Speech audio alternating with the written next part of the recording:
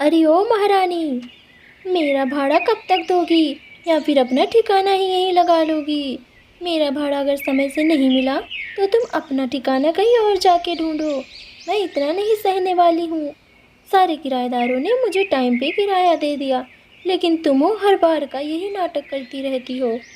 अगर इस बार मुझे टाइम पे किराया नहीं मिला तो मैं तुम्हारा बोरिया बिस्तरा बांध के यहाँ से दफ़ा कर दूंगी। निक्की चिड़िया रोज मकान मालकिन की बात सुन सुन के परेशान हो जाती है, लेकिन वो करती भी क्या। उसके पास तो दूसरा रहने का ठिकाना भी नहीं था। वह अपनी गरीबी से बहुत ज़्यादा परेशान थी। वह हर रोज उससे विनती करती और हर रोज रो रो के किसी न किसी तरह अपना गुजारा करती थी। उसके दो बच्चे थे, मिही और डॉली। दोनों बच्चियां बहुत मेहनती थी। वे बहुत मेहनत से पढ़ाई करती थी, लेकिन वे गरीब होने की वजह से बहुत महंगे स्कूल में नहीं जा पाती थी। फिर भी वे लोग घर रहकर ही पढ़ाई किया करते थे। मम्मा मम्मा, आप परेशान ना हो। हम लोग जब बड़े हो जाएंगे, नौकरी करेंगे तो आपके लिए बहुत बड़ा घर ले लेंगे। फिर हम लोग किराए के घर वालों से आज़ाद हो जाएंगे। फिर ये आंटी हम लोग को किराए के लिए रोज़ रोज़ ताना नहीं सुनाएंगी। हाँ मेरे बच्चों, तुम लोग बस मन लगा के पढ़ाई करना और फिर बिल्कुल परेशान ना होना। तुम्हारी मम्मा हमेशा तुम्हारे साथ रहेगी।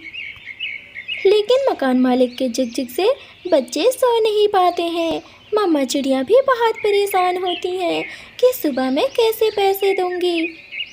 तभी डॉली बोलती है, मम्मा मम्मा, मुझे नींद नहीं आ रही है, आप मुझे लोरी सुनाए ना। बच्चों, आप लोग को सुबह स्कूल जाना है, आप लोग सो जाएं, नहीं तो लेट हो जाएगा। सुबह मुझे पैसे का व्यवस्था भी करना है। मैं कल ही जाके सेठ से बात करूँगी। अगर वो पैसा दे देंगे तो हम लोग मकान मालिक का भाड़ा दे देंगे। मम्मा, इस तरह तो आप बहुत उधार हो जाएंगी। फिर कैसे चुकाएंगे सारे कर्जे? बेटा, आप लोग बस अपनी पढ़ाई पे ध्यान दें। आप परेशान ना हो, मैं हूँ, कुछ ना कुछ तो कर ही लूँगी। फिर मम्मा चिड़िया दोनों बच्चों को लोरी सुनाती हैं। चंदा है तू, मेरा सूरज है तू, ओ मेरी आँखों का तारा है तू। चंदा है तू, मेरा सूरज है तू। वे दोनों बच्चे लोरी सुनते सुनते सो जाते हैं। इस तरह सुबह हो जाती है और फिर दोनों बच्चे स्कूल के लिए चले जाते हैं। इधर रूम की मालकिन आ जाती हैं और वे पैसे मांगने लगती हैं। तभी निक्की चिड़िया बोलती है, माँ जी, आप मुझे थोड़ा सा और वक्त दे दें, मैं कुछ ही दिनों में आपके पैसे लौटा दूँगी। छोटी चिड़िया, अगर मेरा भाड़ा नहीं मिला तो आज के आज तुम मेरा मकान खाली करके हो जाओ यहाँ से दफ़ा। मैं तुमको अपने घर में एक और दिन का ठिकाना नहीं दे सकती। किराएदारों की भीड़ लगी हुई है हमारे घर के लिए और तुम हो कि हमेशा कोई ना कोई बहाना बना देती हो। मैं तो तुम पे तरस खा के हमेशा माफ़ कर देती हूँ, लेकिन इस बार मैं हरगिज़ माफ़ नहीं करूँगी। ठीक है माँ जी, लेकिन आप थोड़ा वक्त दे दें मुझे, मैं कुछ ही घंटों में वापस आ जाऊंगी।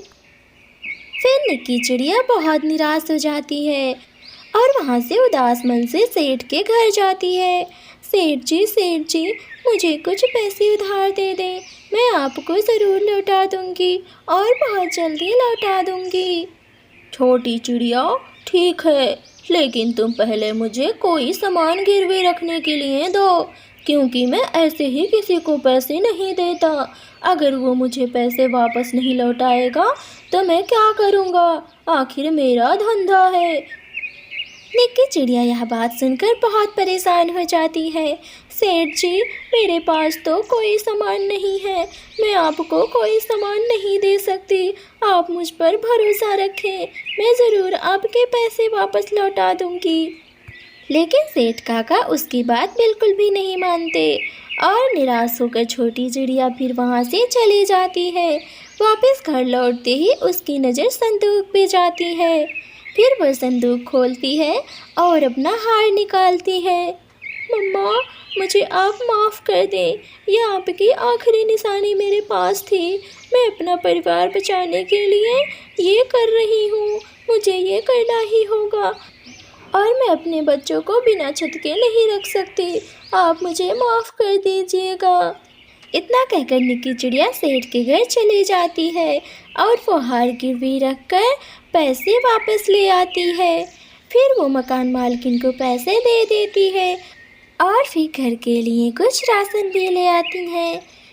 इधर दोनों बच्चे स्कूल में होते हैं और सभी बच्चे आपस में पढ़ रहे होते हैं। तभी मास्टर जी बच्चों से कविता सुनने के लिए बोलते हैं, लेकिन कविता तो किसी को याद नहीं था। लेकिन तभी मास्टर जी टिंकू को खड़ा करते हैं। टिंकू बेटा, तुम एक कविता सुनाओ। क्लास 1 में पहुंच गए हो, लेकिन तुम हमेशा पीछे रहते हो।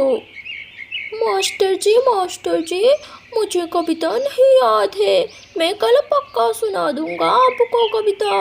आज आप मुझे छोड़ दें, आज आप मुझे ना मारें।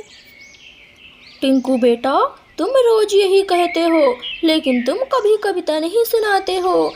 मैं हर बार तुम्हें छोड़ देता हूँ, लेकिन इस बार हरगिज नहीं छोड़ूंगा।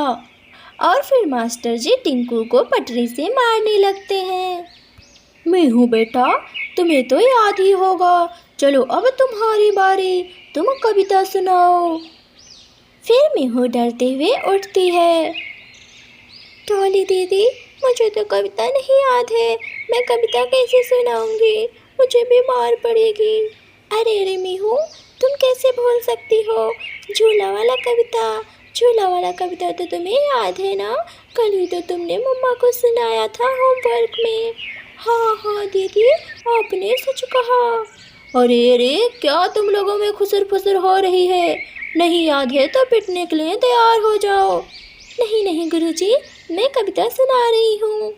अम्मा आज लगा दे झूला, इस झूले पर मैं झूलूंगा। इस पर चढ़कर ऊपर बढ़कर आसमान को मैं छू लूँगा। झूला झूल रही है डाली, झूल रहा है पत्ता पत्ता। इस झूले पर बड़ा मजा है, चल दिल्ली ले चल कलकत्ता। मीहू का कविता सुनकर मास्टर जी बहुत खुश होते हैं और उसके लिए सारे बच्चों से क्लैपिंग करवाते हैं। फिर उसके बाद में छुट्टी हो जाती है। दोनों बच्चे मम्मा के पास वापस आ जाते हैं। फिर वो सारी कहानी मम्मा को बताती हैं। मम्मा चिड़िया भी बहुत खुश होती हैं अपने बच्चों की बात सुनकर और फिर उनके लिए उनकी खुशी में गर्मा गर्म खीर बनाती हैं।